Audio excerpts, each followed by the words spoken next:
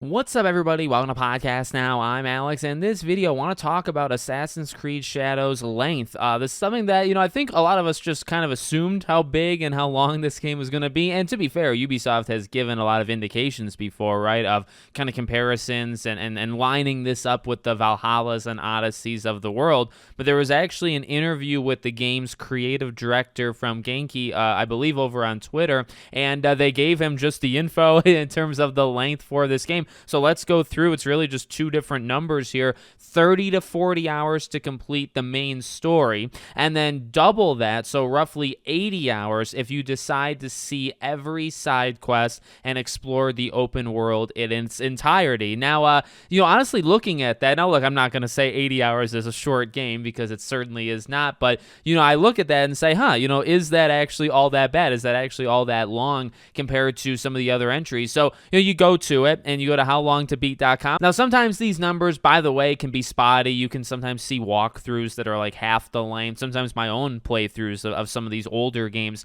do not line up with the times that they say, how long they are. But you look at Origins, okay, in terms of, going back to the smallest of these games, not counting Mirage. So Origins, 30 hours to do the main story. And then if you do like Completionist, which, I guess doing everything, right? 85 hours. You could look at Mirage. I mean, it's 16 hours, 22 and a half for main and extra, and then 30 hours for everything altogether, right? That was definitely bringing the game kind of down a little bit. And then Odyssey and Valhalla. So Odyssey was 45 and a half hours for the main story and 144 to do everything. And then Valhalla, 61 hours for the main story, 148 hours. So, it is actually interesting to look at these and say, okay, the completionist kind of run for pretty much any of them outside Mirage, you're looking at almost 100, right? 85, 144, 148. It is interesting that Odyssey and Valhalla, though, have a 15-hour difference in the main story, although it only has a 4-hour difference in doing everything, right? So just a little odd kind of how that breaks down.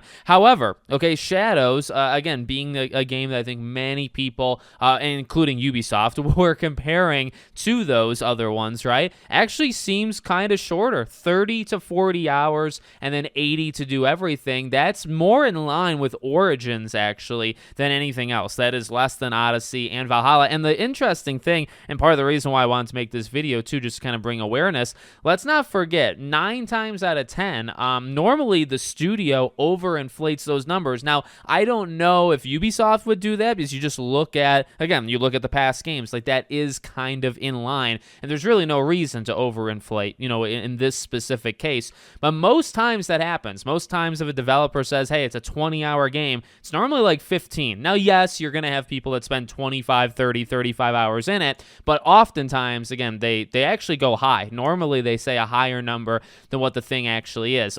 Ultimately, okay, another important thing I think I should say before I end this video, does it matter? Or what does this actually mean, right? What does this actually impact? Well, I've always said quality over quantity. I will take a 20-hour open world game over a 60-hour if it's a better game. If it's more alive, if it's more full, if those 20 hours are more well spent than the 60 hours, right? You can have a game that's 80 hours long and 60 hours is fluff versus having a 30 or 40-hour game and all of it is good, right? I actually would take that one because, yeah, it's less overall hours, and I mean, yeah, you can spend more time in the other one, but the other one has more fluff. It's not actually quality 80 hours. It's a lot of fluff, and then there's maybe a few hours of like genuine, really good stuff. I'm not saying either way for Assassin's Creed games, by the way. I mean, I've long said for Odyssey and Valhalla, I just have never played them enough to really know. I know a lot of other people have said they're too long, and so you can kind of make that correlation between, okay,